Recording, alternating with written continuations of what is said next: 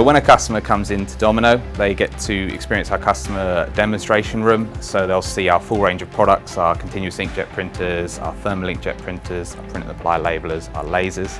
We are able to do print samples for them within the customer experience room to give them a better understanding of the technology they're interested in. They're also able to have a factory tour around Domino to see the printers being manufactured.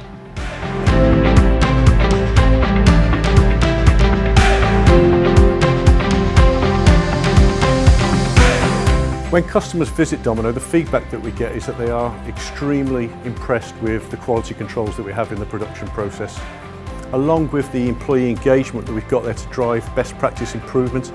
I think generally our customers are really surprised in a good way at what level of maturity that we're at.